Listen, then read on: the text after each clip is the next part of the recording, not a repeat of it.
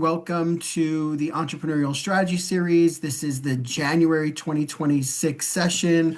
We're super excited to kick off the year with this topic, AI and IP in healthcare and health sciences. We put on the Entrepreneurial Strategy Series every month. It's usually the last Thursday of the month. It's usually at 12 p.m. Eastern, and we try to cover all topics related from the entrepreneurial journey from concept to exit. We are always looking for topics and speakers. And so if you're interested in possibly speaking on a panel or have an idea for a topic, please get in touch with me. And then I'm happy to kind of chat with you about that. Anyway, you can't not be an entrepreneur or be in healthcare or even dabble in health sciences and not hear artificial intelligence. You can't just be a living human being these days and not hear about artificial intelligence. And so this is not actually our first ESS on artificial intelligence. We have done a few other sessions on AI, but this one is really important because this is an AI and IP focus on life sciences, health sciences, and healthcare. And we're really excited to hear who is in the audience. We heard for some people, but now I'm super excited to introduce our speakers. So I'm going to have them introduce themselves. We're going to start with Sheila Mintz. And so Sheila, let me just spotlight you, and please take a moment to introduce yourself. Who are you? Where are you calling from? Yeah, a little bit about yourself. Hi, I'm Sheila Mintz. I'm an attorney in New Jersey. I've been practicing in health law for 30 years, and recently within the past couple of years, have been involved in implementing AI systems within some medical practices and hospital systems that I work with. It's really, really interesting. It's kind of the Wild West, as David mentioned. As I said, I'm the chair of healthcare law for a law firm in New Jersey called Gearhart and Scatcherd, which is in New Jersey and New York. But I'm going to be here for the next day. So as of Monday, I will be joining a new firm which is a national firm, a regional and national firm called Royer, I can't even remember the name yet, Royer, Cooper, Cohen, and Brownfeld, which is in Philadelphia and New Jersey and Nashville and in New York, a couple other places. I'll be head of healthcare for that firm, and I'm very excited about the opportunity. Given that it's like such a quick transition, I don't have any of my new contact information, as part of the advertising for this promotion for this webinar, but I can put it in the chat if anybody wants to reach out and give me a shout after this. So I'm going to be talking basically about some of the things that have concerned me, I think, in implementing health, AI in healthcare, really been the ethical issues that I think everybody's been talking about, the HIPAA and data security issues, which is always an issue in healthcare. And then regulation, the existence of regulation in the United States to the extent it exists, and sort of best practices in the absence of regulation. So I won't talk yet, but about what I'm going to talk about. But those are the three kind of high points of things that I'd like to, address in when I speak. Amazing. Well, Sheila, thank you. Congrats on the new firm. We Thank can you. definitely share your information. Basically, after this entire session is recorded, we send a recap to all the registrants. There's about, I think, 400 registrants. So everybody will get it, including everybody on this call. They'll get a recording, and they'll also get your contact information. So thank you for joining us, and we're super excited to have you. This is actually Sheila's second ESS with us. We did one very early on years ago on cannabis. And so check that out as well. My next guest is actually my partner at the firm. He is the founding partner of Gearhart Law. I met him about 10 years into my career. And I've been working at the firm now for about, I think, 11 or 12 years. And he truly has changed my life for sure. And so I'm super excited to have him. He's also not, this is not his first ESS. We've done a few together, and so check those out as well. But Richard Gearhart of the founding partner of Gearhart Law, take a moment, introduce yourself, and let everybody know who you are and what you're working on and what you're doing. Well, thank you very much, David. It's a pleasure to be here. And I have to say that the last 12 years working with you has just been a blissful experience. You're an amazing attorney, an amazing person. So we feel, lucky to have you with us and truly appreciate everything that you do, including putting together this entrepreneur strategy series, which has been going on for a while, right? And has really been, I think, one of the high points of Gearhart Law, in the sense that at Gearhart Law, our mission is to help companies start new businesses and support innovation at larger companies as well. And having the education and the information out there and available for people is, I think, a crucial part of our mission to help with the commercialization and intellectual property protection process. So for myself, I was been a patent attorney, intellectual property attorney for almost 37 years. I started my career at Jones Day, Revis and Pogue. Now it's Jones Day. It was a big international law firm. I worked in their Swiss office in Geneva, Switzerland, and I did corporate transactions in international arbitration. I came back to the United States and I started working in the field of intellectual property and found out after the first couple of weeks that this was really my passion and this was something that I could really do for the rest of my life. And so that was about 37 years ago, and I haven't changed my mind since. After working in private practice for a bit in Chicago, I ended up working at CIBA Vision. I took on the role of head of intellectual property there, general patent counsel. And then later, I was moved from Atlanta, Georgia, which is where CIBA Vision was, to Novartis Pharmaceuticals, where I headed up the U.S. area function for intellectual property. So working in Novartis and CIBA Vision really gave me a lot of industry insight into how the healthcare system works. And it was great opportunities for training and for learning. And eventually I left Novartis and started Gearhart Law.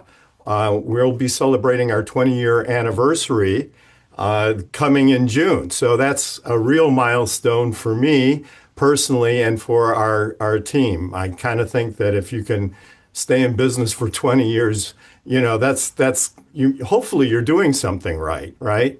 And so, and I attribute it to having team members like David who always go the extra mile for our clients. So my specialty is intellectual property. I'm mostly a patent geek.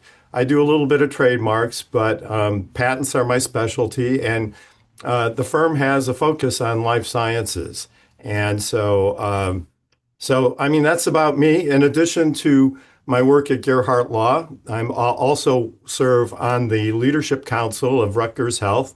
Rutgers Health is the part of Rutgers University that oversees all of the healthcare activities of the university, the research, the medical schools. They have two medical schools which they're trying to merge: the dental school, the nursing school, the School of Health Policy.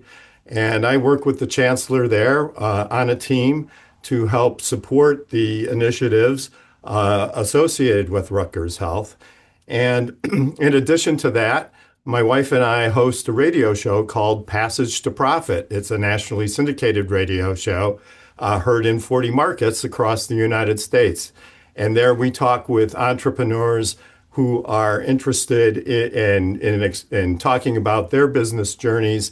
And it's a lot of fun for us. And again, it's part of our educational mission. So that's me. Awesome. Thank you, Rich. Thank you for that. It's super fun and super cool to have you. We'll come back to you a little bit as to the topic of artificial intelligence and intellectual property, and maybe even we can share some insight as to how we at the firm are using AI. But let's go back. Let's start with Sheila. Sheila, let's get into it.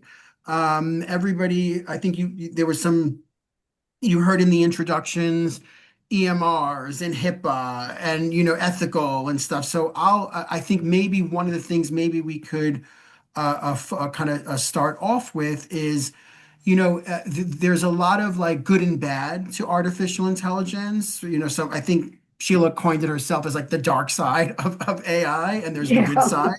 There's the dark and the light and the good and the bad. Let's stick a little bit on the dark so we can end with good later, but let's talk about some of the dark sides as it happens with AI and its intersection with healthcare. Maybe you can talk a Well, little bit I about. guess some of the dark side, I've seen it in a few different ways. There are, I guess first, maybe, but if, first, not foremost necessarily, but one of the ways that there are a lot of people seeking to develop AI systems, AI programs, AI models, platforms, and it's some of them, and healthcare is a huge business right now. It's everybody's really interested in it. There's a lot of private equity venture capital investment in it. There's a lot of money being invested in healthcare. So it's kind of a very sexy way to think about starting your AI platform and to do something in healthcare. And that's great. But some of the people are a little bit, as I said, it's a Wild West, are a little bit too cowboyish for my taste personally, that are not really considering all of the issues in what you have to do to provide effective patient care. I've had developers that clients sought to establish relationships with get mad at me because I've insisted on the fact that there be some HIPAA protections, and they felt that it was sort of irrelevant to what they wanted to do.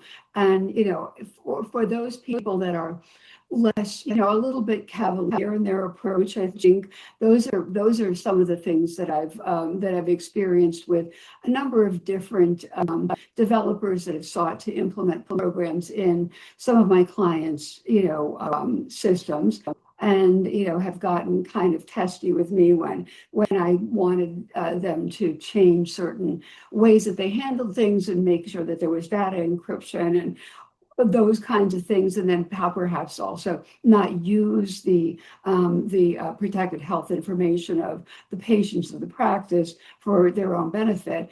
That all of those things were, I think people have to be aware of who they're dealing with and whether those people are as committed to ethics and practice and data protection as they are, or whether perhaps they're seeking, their big exit strategy, right? Their big buyout.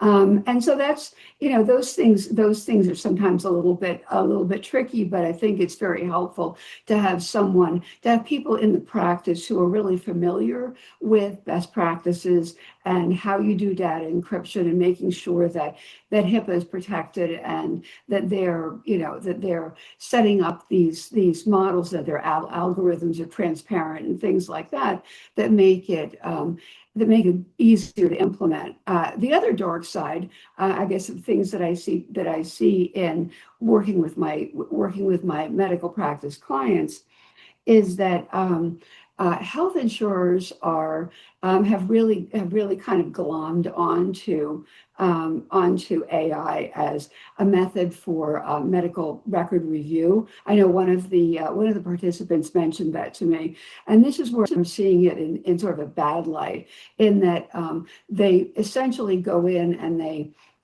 deny everything, particularly in mental health. For some reason, there seems to be a particular, mental health seems to have a target on it lately, at least in New Jersey.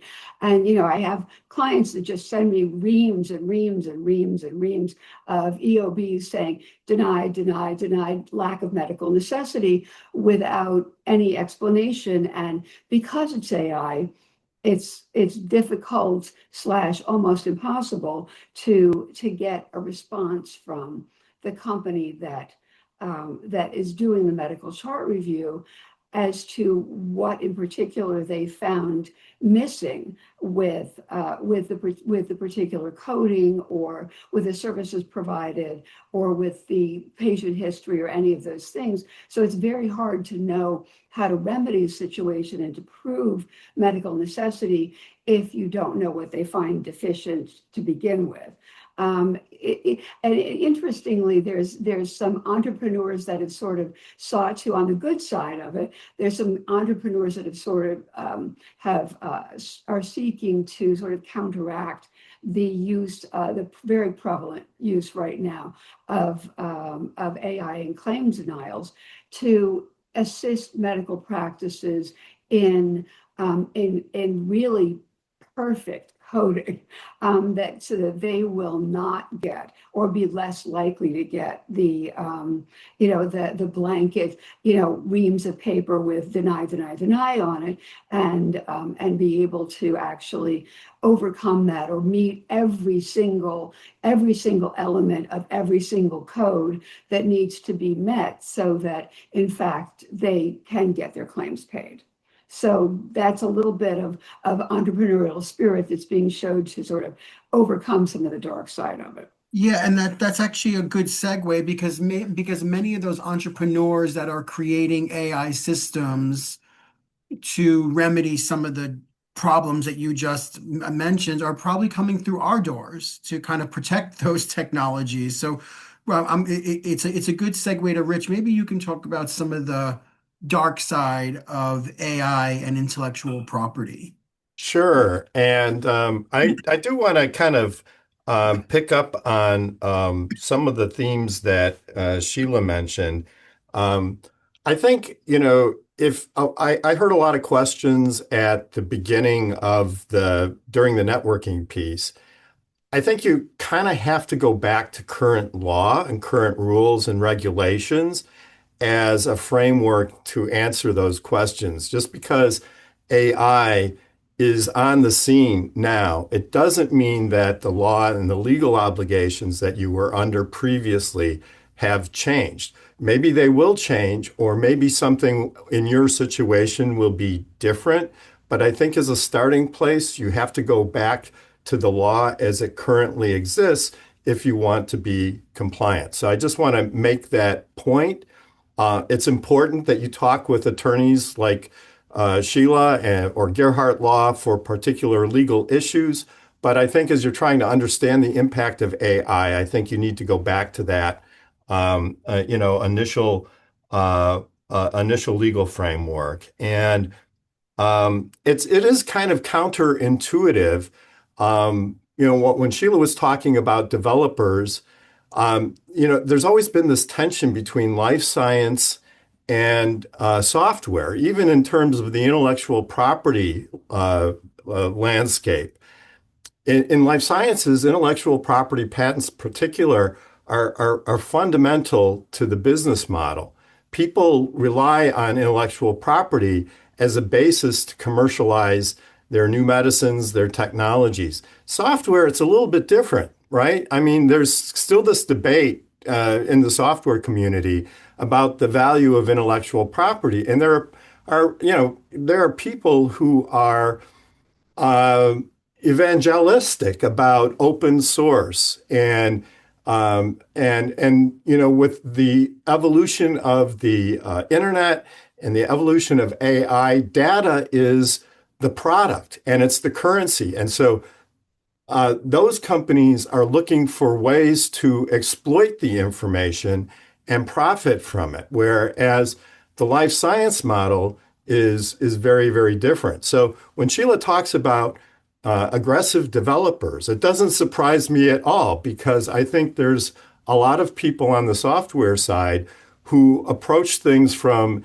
an open source perspective and are less concerned about privacy. And I think her, information on that is really important to keep in mind, that you definitely want to find people in the field who are used to working in the life science areas and appreciate the importance of privacy, because if they get it wrong, you could be the one that suffers the consequences, right? And so I think that that is, a very important point. I mean, on the dark side of I always remember this particular situation I heard about. I guess there were some scientists in Europe who used AI to generate compounds that would cure a particular disease. They also used AI to create 50,000 compounds that could serve as poisons, right? And some of those poisons were undetectable. And so the dark side of AI is that there could be crazy people out there and there inevitably will be crazy people who use AI for the wrong reasons. And I guess that's just the trade-off that we have to make. I mean, uh, we recently hired a new managed service provider for the firm, and they are so concerned about security that I honestly think it slows down our ability to execute by something like 5%. But the trade-off is not to have any security for our emails or malware or all of those things. And so, there's always trade-offs with these new productivity tools. And so you're going to be seeing that with AI as well. So anyway, that was certainly uh, one dark side of AI. And in the field of intellectual property now, there's a lot of things that can happen, and we're just kind of waiting to see what would happen. For example, somebody could create documents that serve as prior art, which would block somebody's ability to get a patent. But these documents could be very broad and very comprehensive, and they could be based on, AI speculations where nobody's ever done an experiment, right? And we don't even know if it works, but it could actually, people could be filing, you know, tons of patents or publishing extremely large, lengthy papers that where no human being was involved, but using that to block the legitimate work of scientists who are actually understanding the technology and who are trying to bring it forward. So I think there's just so much new territory that we haven't discovered yet and haven't understood yet that it's really too early to tell. But that has to be balanced against all the possibilities too. And I think everybody here has worked with artificial intelligence in some capacity and can appreciate the possibilities. A very challenging time for attorneys and for us together in understanding where all of this is going, right? And I guess that's why we're all here. Yeah, good points, Richard. I want to get back to some of those points. I kind of want to hear Sheila's thoughts on something you said about the current legal frameworks that we have. So I guess, Sheila, I mean, one of those being HIPAA. We talk about HIPAA all the time. Maybe you can break that down a little bit because to Rich's point, AI is literally open. There is no privacy per se. Yeah, there's no, I mean, you might be able to pay for privacy depending on the software, depending on the AI software you use. But in general, it's open, which is the direct opposite of HIPAA, which is privacy. So maybe you can talk a little bit about what's the current regulatory framework and where are we going? What are we doing? How is this being treated? Well, it's as usual. The law lags about 100 miles, after innovation. So the law is really not caught up with AI.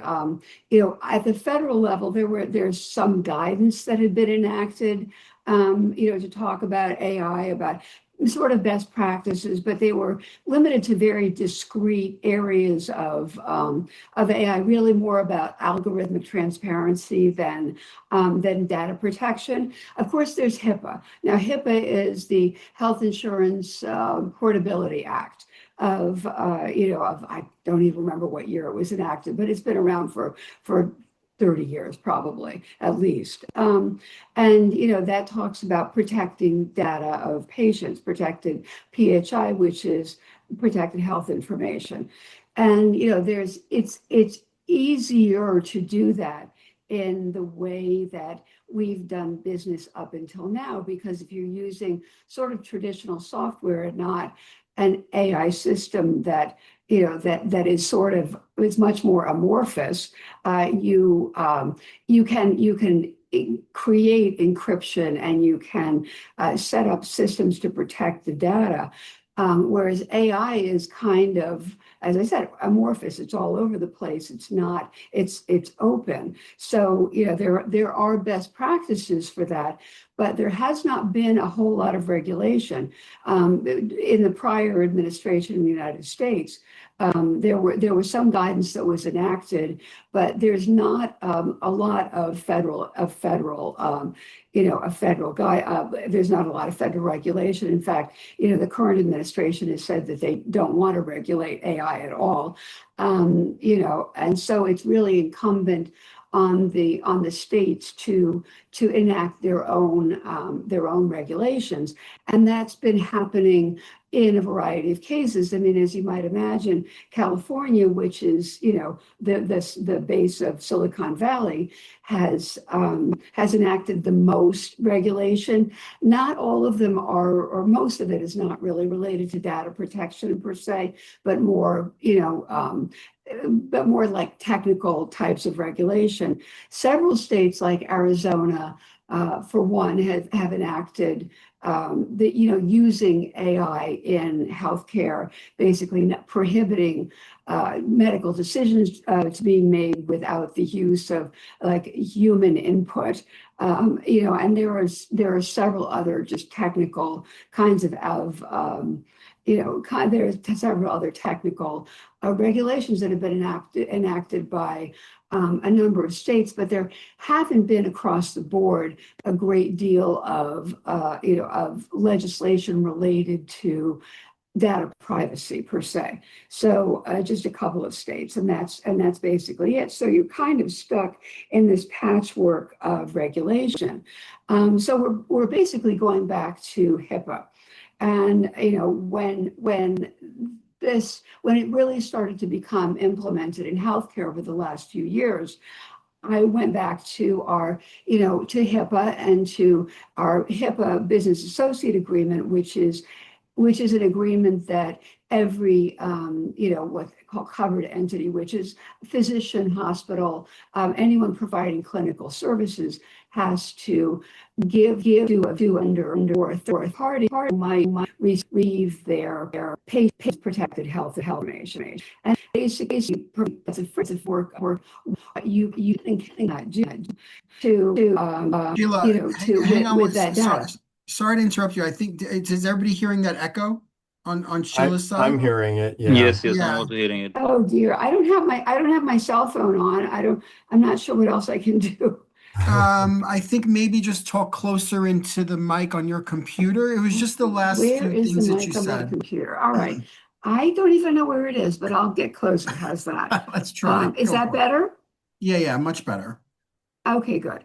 So I forgot HIPAA. So HIPAA basically, as I said, it sort of describes the relationship between what you have to do to protect, a medical practice. I'll use a medical practice, for example, because there's a lot of covered entities under the law, but it's too complicated.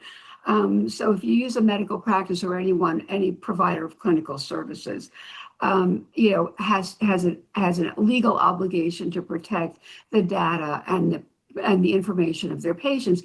Any identifying information at all, like for instance, not the name, not the address, not any of those things, not just what illness they may or may not have, but actually anything would potentially identify them.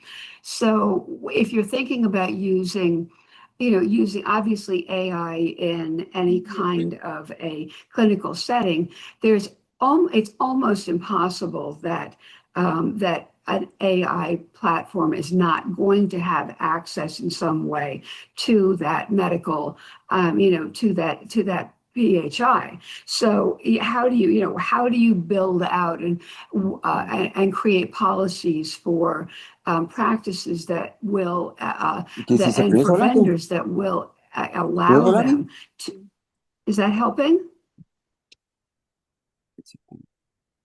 Can everybody hear me okay? Yes. Yes. Okay, good. Okay. Um, I'm sorry, I lost my train of thought, but guidelines for, for doing the best you can to, to protect the data. And some of that is providing for really robust data encryption and for providing for it, for the data to be encrypted in transit and at rest and to be held in, stored in a particular way, and for it to not to be used if it's to make sure that it's de-identified if the vendor, if the software developer is going to use it in any other. A lot of people do data mining or use de-identified data to sell and create other other products. So to make sure if it's de-identified that they have no ability to then re-identify it, because you can imagine that there are a lot of potential abuses that can happen if you have information about people who have certain types of conditions and things like that, that it could be used in ways that are detrimental to the patients. And ultimately, as I said, with covered entities, with physician practices or hospitals, if your vendor has has breached HIPAA, has released data of your patients, the buck always stops with the doctor. Regardless of what you provide for, if the best of protection in the world, if it doesn't work, then the buck always stops with you. So it's really incumbent on the medical practice or on the covered entity to make sure that these protections are built in to the best that you can, given the situation right now. But because this is such a Wild West type of situation, it's really, I kind of view the agreements as sort of living documents, in that they will constantly be refined and ameliorated as more and more is known about how to use healthcare, how to use AI in healthcare, and more different ways that it's being implemented, it becomes part of it. So HIPAA is really the basis of any regulation right now in terms of how to best use health, how to best use AI in medicine. But so what you try to do in the business associate agreement with a vendor or with a developer is to sort of shift some of the responsibility for protecting data onto the vendor, but that it doesn't always work. I mean, they can. You need to make sure there's some actual due diligence that has to happen. One of the things that I always try to build into my HIPAA business associate agreements is the medical provider's ability to audit, to ask for systemic audits, say every quarter, every 6 months, to make sure that there hasn't been a breach and that data is really being encrypted in the way that it should be, so that at least you have some sense that the data is being protected properly.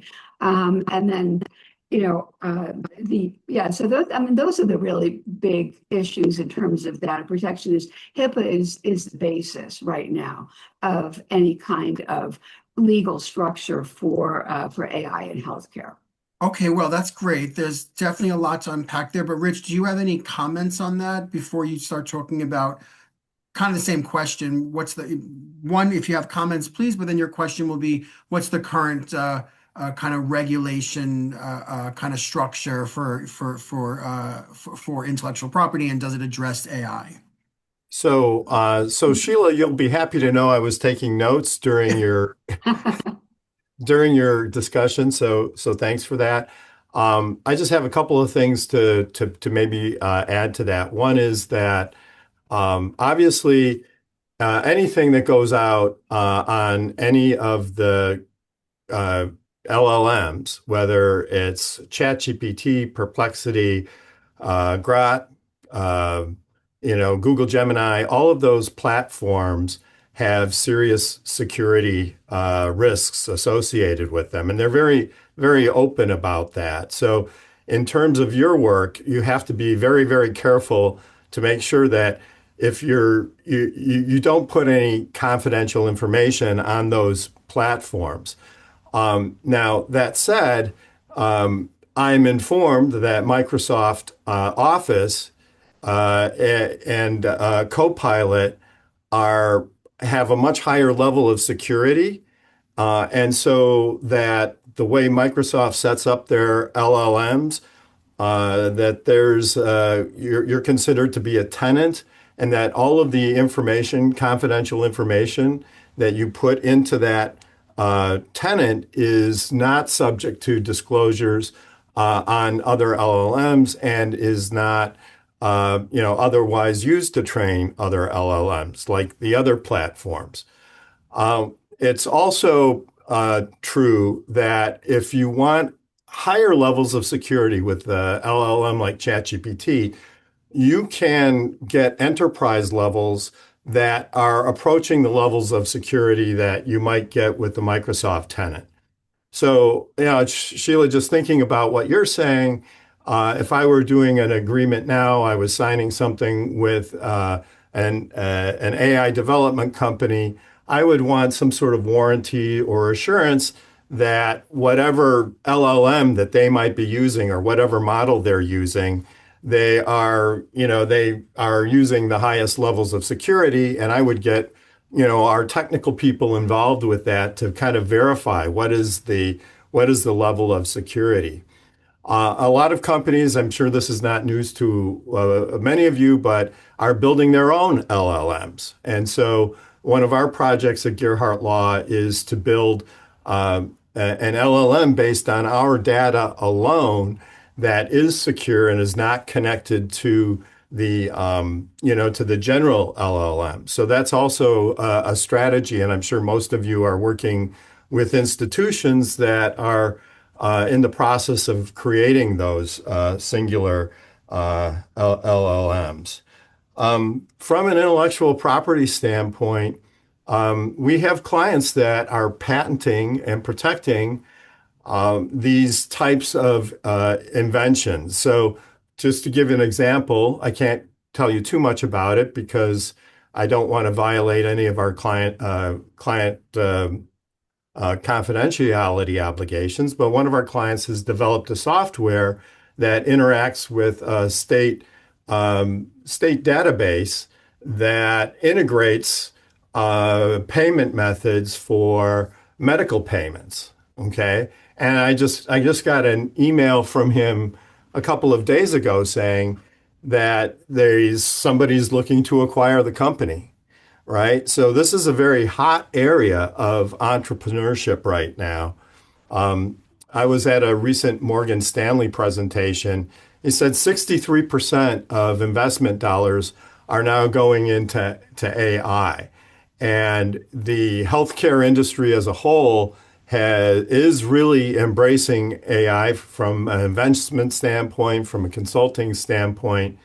So David and I were joking this morning. It's like, well, can you have an AI small molecule? Just actually putting it in there is maybe a way. If you can incorporate AI into your business plan somehow, then you stand maybe a better chance of attracting investments. And in fact, we have other med tech companies, software as a service companies that are in the medical field that are putting AI into their presentations, and we are incorporating the AI component into the inventions that we're trying to protect. So then one of the questions that we ask is, well, is there a room for AI maybe in the future when it comes to this invention? Because we want to make sure that if the invention becomes AI augmented, that we're protecting that possibility as well, even if it's a pretty straightforward type of technology. So, I mean, that's what I would say. I mean, I think uh, AI is a very hot area right now for intellectual property protection. I would say that if you are interested in patenting something in the AI realm, that you should get to it sooner rather than later. So whenever you get these super hot technologies like AI, and everybody is working on it, and you have a lot of activity on it, there's a ton of patent applications that are getting filed on it, right?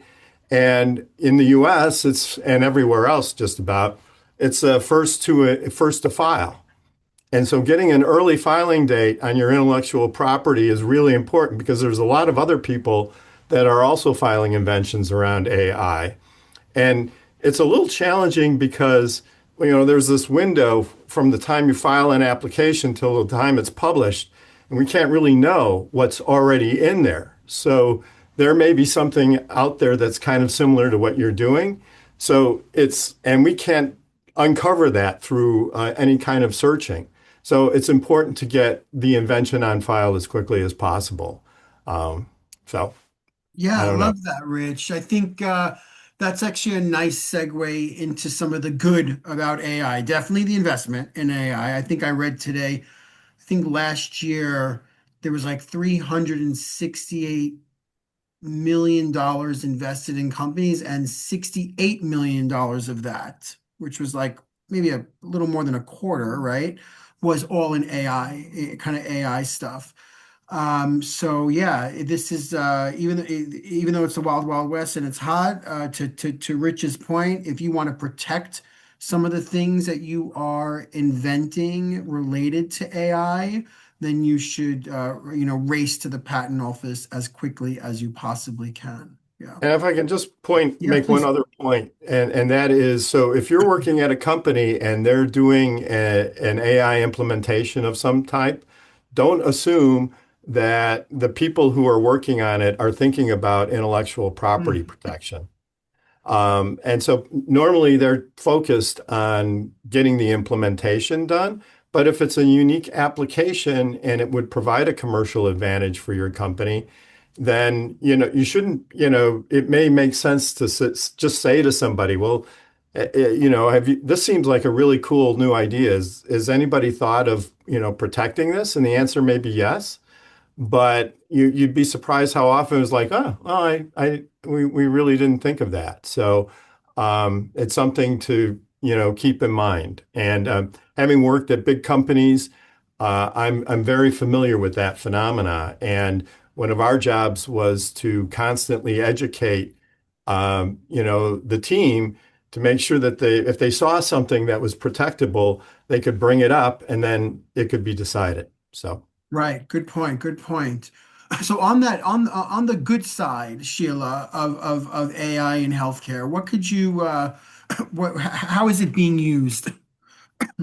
Well, I think there certainly are some really, really good, conscientious developers that have been doing things that are really wonderful in assisting with diagnoses. I know they're implementing a lot of AI in electronic medical record software and in diagnostics software, that really can be tremendously helpful to to providers in making decisions about things that could be the conditions that could be particularly tricky, and things like that. I mean, I think there's some real opportunity for that, given that it's that there's a shortage of medical professionals, and that there are and that people are very stretched. I mean, in the United States, particularly because of the way our medical system works, physicians don't always have a lot of time with patients. And I think that having AI available to them as a diagnostic tool can be really helpful to to let them pay more attention to a patient and help them make decisions about how to treat the patient. I mean, I think, I guess my feeling is AI can be really good as guidance. I think where the I guess, and I hate to, I'm talking about the downside, I guess, again, for it, but You can't that talk about the it's good without talking about the bad, right? At the end of the I day. know you can't, like there's everything's got a silver lining or whatever, but Right. so yes, there's some really, really great ways to implement it. But I think you have to really not view AI as a substitute for the judgment of a physician or other medical provider, because it really depends on how the AI LLM is built. I mean, that really is, so it has to be, it's really just incredibly important that it be built in a way, I don't even want to go into, because we don't have all that much time left, but I'd be happy to do another presentation talking about, transparency in the algorithm and the black box decision making, which can be a problem, and all of these other issues that are coming up, which make it more difficult to utilize in healthcare. But I think as a tool, it's great.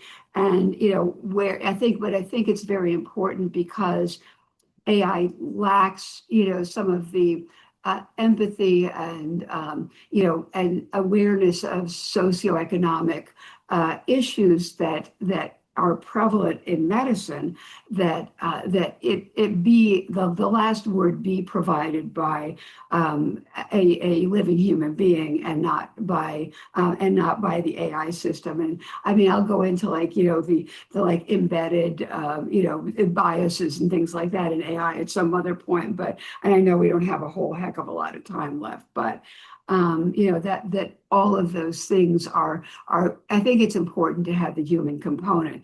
And sometimes I had a client who is an interventional cardiologist and a really, really nice guy.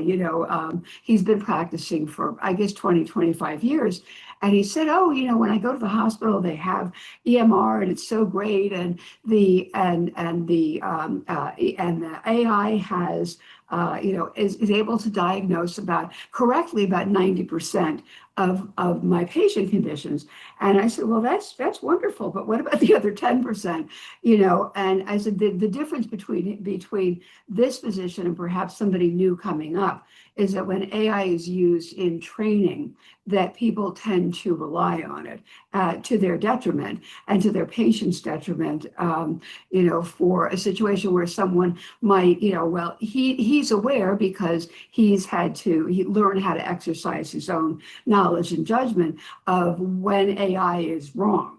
And so he's able to pick that up. But but someone coming up as a newly trained physician, you having gotten very familiar and comfortable with AI, may tend to rely on AI and less on their own judgment, which can lead to errors. I mean, I see that. I mean, AI is everywhere, obviously, including the practice of law. And one of my partners was telling me that she was in court, and the opposing counsel was sanctioned by the judge because they had presented a legal brief with every single citation that had been created by AI, and every single citation listed for case law in the brief was wrong. And so the person was sanctioned by the judge, and is up for possible professional disciplinary repercussions. So there are downsides to relying too much on AI. But we wouldn't want that to be the result to cause, I mean, in medical care, it's pretty important because you can talk about someone, possibly dying or becoming seriously ill as a result. So that, it's something to really make sure that people, that there isn't the encouragement to rely solely on AI for making those difficult decisions. I love that, Sheila. So long live humans, human Yeah, components, long live right? humans, Long live exactly. humans. I mean, we love AI, but let's talk about the human component. Rich, you must have some comments on what Sheila said when it comes to Oh, intellectual well, property and I'll tell. humans. Another dark side of AI story, right? And I don't want to dwell on this, but it's a That's very, okay. very sad story. There was a man who was going through a rough emotional time, and he had gone through a divorce and lost his job, and he was relying on AI as a counselor. And AI um, reinforced his negative beliefs about himself, and he ended up taking the life of his mother and also himself. And part of this came to light through a lawsuit that was filed in California. And AI had constantly reinforced this notion of himself that he was worthless. And at one point, he even asked, "Should I see a clinician? And should I take a mental health test?" And AI said, "No, you're fine. You don't need to do this." Um, and so I mean, it's just, it's really, so the human side is so important because, AI seeks to try to please people, and the software wants you to use it, and it will tell you things that you want to hear, right? And um, so, obviously, it has a lot of repercussions, that way, and but it's also a marvelous tool. So, for example, in my work, I have a billion questions always about all sorts of things, and I never felt like I could get answers to. But I use AI now to do that kind of research and do that kind of analysis. And whereas before I would have had to pay a lot of money to a consulting firm maybe to get this information, and now I can get it instantaneously. Obviously, you have to look at it and say, well, is this reasonable? And it's okay to challenge it. But the uses in the medical profession are incredible.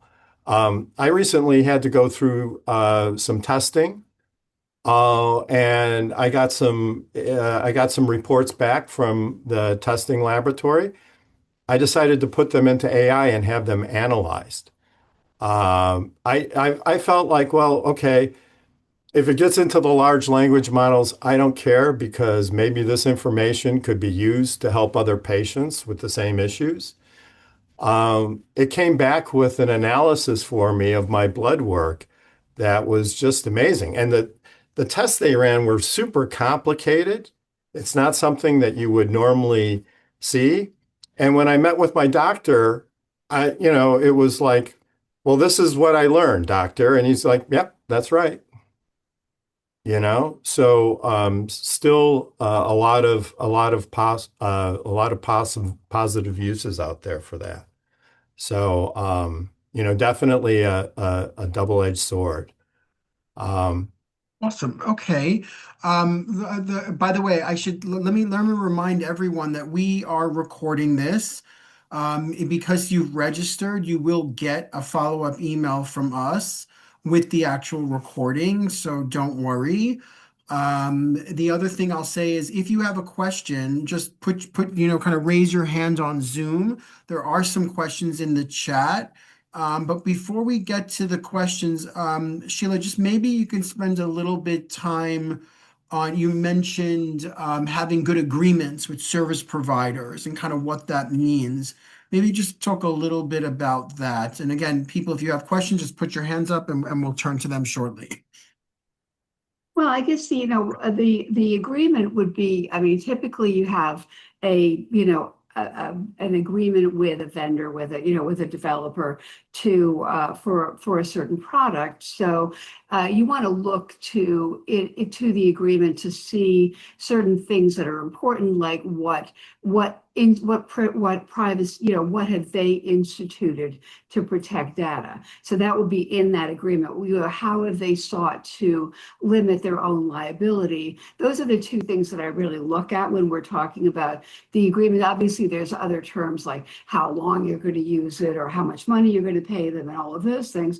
But I look at for privacy issues and for protection issues are the limitations of the liability and then whatever representations they make about their encryption and their protection of your data. So those are both good. So in addition to that, when there's going to be a potential for a transmission of patient information, there's an agreement that goes between a medical provider and a vendor, which is called a HIPAA Business Associate Agreement. And that basically, talks about liability for breaches and things like that. And, I have made my agreement more robust. I mean, it's pretty robust as it is. It takes into account federal law, New Jersey law, and other state law to protect data and to protect identifying information. But also now I've implemented into the business associate agreement that I use a lot of whatever guidance I can find on protections for AI, because so many of the vendors are using, even if their platform is not wholly AI, there's a part of it that's AI that really try to build in all of those. And I'm just using my new business associate agreement, for everyone, regardless of whether there's an AI component or there's not. Because if there isn't today with that particular vendor, it's very possible that, in another 6 months, there will be. And then you won't have provided for it. So I just like to take into account that there's going to be a potential AI component to every type of engagement. And that's really the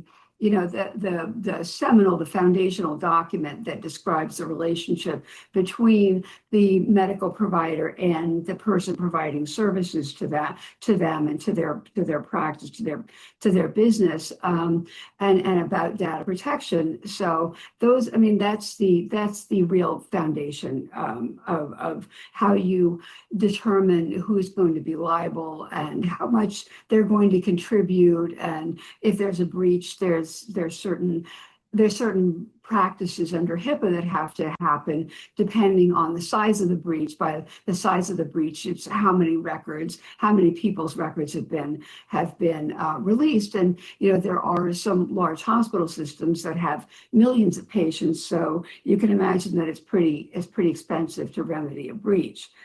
So you want to transfer some of that liability to the vendor if they're the cause of that.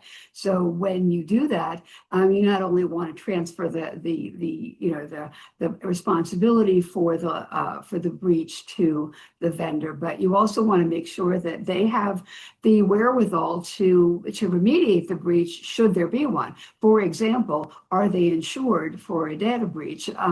That's really important, because particularly with startups, and a lot of the AI platforms are startups, they don't have a lot of money. I mean, they're not well established. They're not necessarily financially secure. So it's wonderful if you have all of these protections built into your agreement, but the old adage that you can't get blood from a stone is still true. That if there's a data breach, it has to be remedied. And if you have a startup with 3 people that just graduated from, from MBA school, then, if all they have is student debt, you're going to get a whole lot of nothing in order to be able to remediate that breach. So the physician practice is going to be stuck with it. So you want to make sure that they have actual data breach insurance, which is robust enough to handle any conceivable data breach, depending on the size of the data set that's going to be going over to them.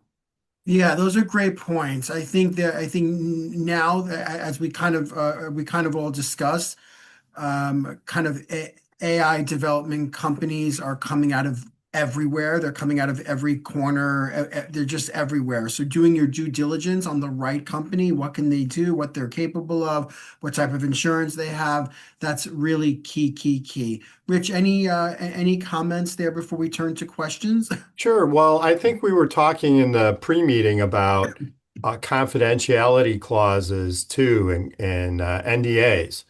And what you wouldn't want is somebody to take your formulation or your confidential information and then put it into a large language model. From a patent perspective, the question hasn't been decided if putting technology into a large language model constitutes a public disclosure. There's a lot of attorneys who think that it does. And I think, another layer of protection beyond what Sheila's talking about is ensuring that your NDAs have provisions that say, no, you can't. I think you need to be explicit and say, no, you can't put this information into a large language model unless you talk with us first, right? If you want to be reasonable about it, you can say, without our permission. But then you can, if they come back to you and say, well, we want to do some analysis, then you can kind of talk through with them what it is they're planning to put in and what is the level of security that they have in order to make sure that it's protected from a confidentiality standpoint for purposes of patent protection. And of course, you also just don't want your confidential information out there, right? So if you put a formulation or if you put a small molecule into ChatGPT, that small molecule could pop up in somebody else's search, right? And that you want to keep that proprietary. So when you're working with MTAs, material transfer agreements, when you're working with confidentiality agreements, when you're working with license agreements, I think the practice will eventually coalesce around having some explicit language in the confidentiality provisions that addresses the use in large language models. So, Excellent point. And then just to piggyback on that a little bit, if you're not, if you're putting something on, ChatGPT that you don't have any intention of patenting, but that you want to keep it a trade secret, well, then you just told the entire world. And so there's no secret left anymore. That's kind of how you have to think about it. right. Rich, there's a question here. We'll turn to the questions. There's some good ones in the chat. It's from Stefan. What exactly can you patent if you're developing a platform/company that incorporates AI? What is protectable about that? Well, hi, Stefan. Thanks for asking. And, I'm an intellectual property lawyer, so I think everything can be protected, right? So that's just the attitude that I approach these things with. And, you can protect the sequence of steps. You can protect the routines. You can. It's better if you can connect the algorithm to something tangible. You do have to avoid the dreaded 101 rejection, which is not eligible subject matter. But really, the best way to approach it is to get a consultation with a professional and discuss what it is that you're trying to do, and then we can set it up to um, give you the best options for protection. We've patented or at least filed applications on. So we're still kind of waiting, the jury's still kind of out on some of this stuff, but we believe that just a pure AI invention can be protected as long as, and it's part of the job of the intellectual property lawyer to kind of figure out, well, what's the best angle and what approach is going to offer the broadest protection. Um, so so my answer is whatever you're thinking of or whatever you're trying to protect is probably protectable, but it's also going to depend on the environment that you're working in. So Good answer. Sheila, there's a question here. What can a patient do to protect themselves against the dark side of AI? For example, when Sheila was talking about patients having claims denied unjustly, what can a patient do to protect themselves? It's not so much the patient being denied because the claim is denied only after the services have already been provided. So, and in this case, let's say the client that I'm thinking of is a behavioral health provider, and they've provided the services already to the patient. But when they submit the claim for reimbursement to the insurance company then doesn't pay the service provider. It doesn't, I mean, the way it would affect the patient the service provider goes bankrupt and can't provide services anymore because they're not getting any money, which is actually a thing that's happened. So it doesn't truly affect the patient because the patient is still receiving the services. It affects the provider who's not getting paid. Interesting. Yeah, I hear you. What about so Daniel has I guess this is more of your opinion based on your experience. He writes, a watermark on AI generated images is a rational feature. Should clinicians be obligated to reveal the use of AI in clinical decision making?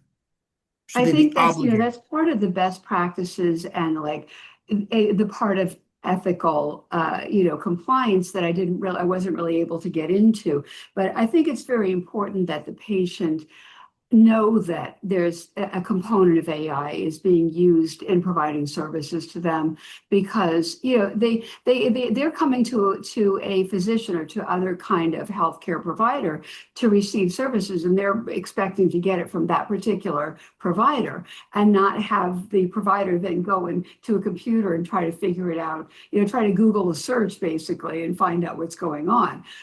You want the expertise, knowledge, and ability of that particular person to be making a decision for you because ideally they know your history well, or they've at least taken a good history and they know some of the different components that might go along with whatever condition you're coming to complain of. So if there's going to be an AI feature of the diagnostic tool, then that needs to be disclosed to the patient.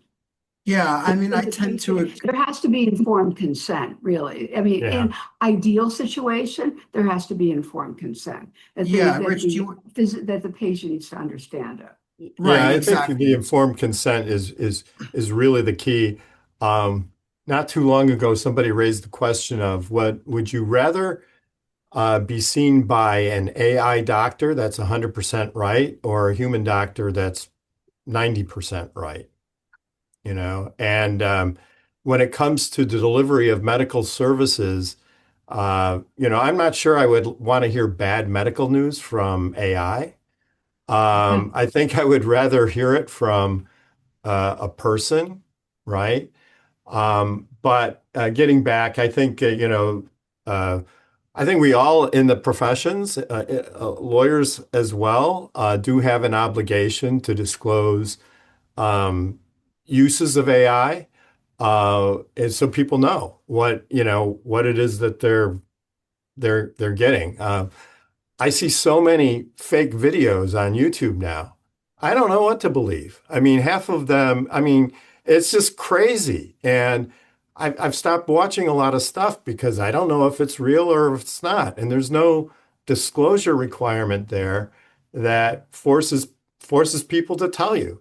And I'll send like a video to my kids and I'll be like, Dad, that's AI. You've totally been duped, you know? And so it's pretty embarrassing.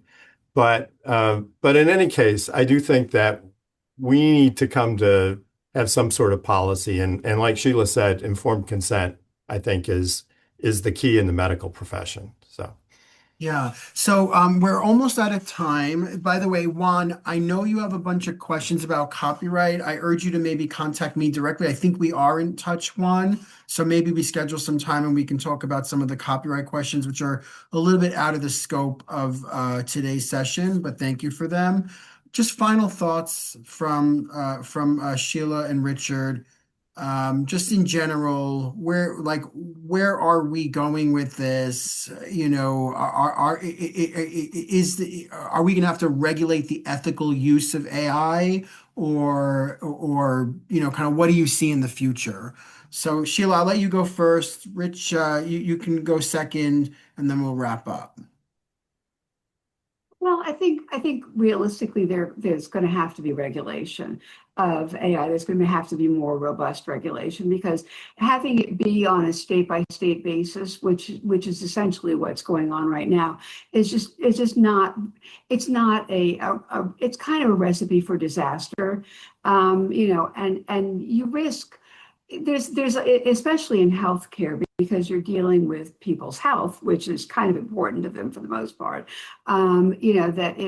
There's so much potential for abuse there that you really want the developers that are going to treat it in an ethical fashion. And unfortunately, one always hopes that people will do that sort of spontaneously. And there are some people who clearly I've met some developers that are really concerned about making sure that they do it right.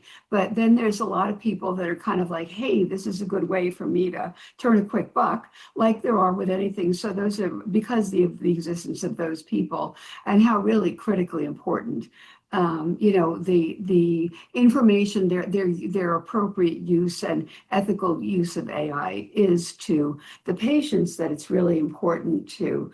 I think ultimately regulation is where it's going to have to go. Yeah, agreed. Because it Rich, protects people against their own worst nature. exactly. Exactly. Rich, final thoughts? Yeah, I mean, I think that one important feature of AI, at least in certain areas, is transparency. The rules that they use to train AI, especially in the areas of healthcare and mental health, I think the companies that are creating these rules and databases need to be transparent about those rules and how they're created and what they're doing to ensure that that people aren't being harmed. And so, of course, these companies are treating these programs and these training methods as confidential because they don't want their competitors to take what they've created.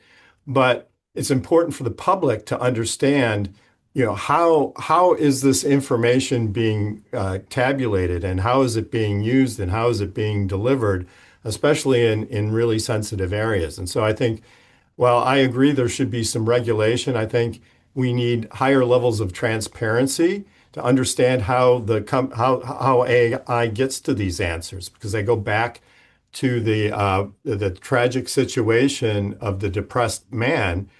Um, you know, we can either count on the companies to regulate themselves, or we can ask them to show us what they're doing, and maybe that's also a way to prevent those kinds of tragedies. So. Yeah, excellent final thoughts.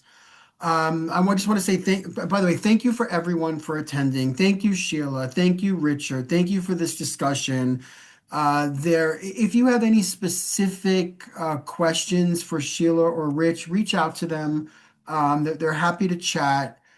There's a lot to break down here. We had to keep it kind of, 30,000-foot view, but to get into some specifics, just reach out. We will be back in February. Again, the last Thursday of February, our next ESS is all about accounting and finance for startups and entrepreneurs.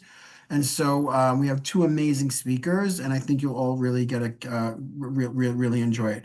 Again, thanks, Rich. Thanks, Sheila. Thanks to all. Have a great week or weekend, and we'll talk soon. See you soon. Bye, Thanks, David. everyone. Thanks, Take everyone. Thanks, care. everyone. Bye. Bye-bye. Bye-bye.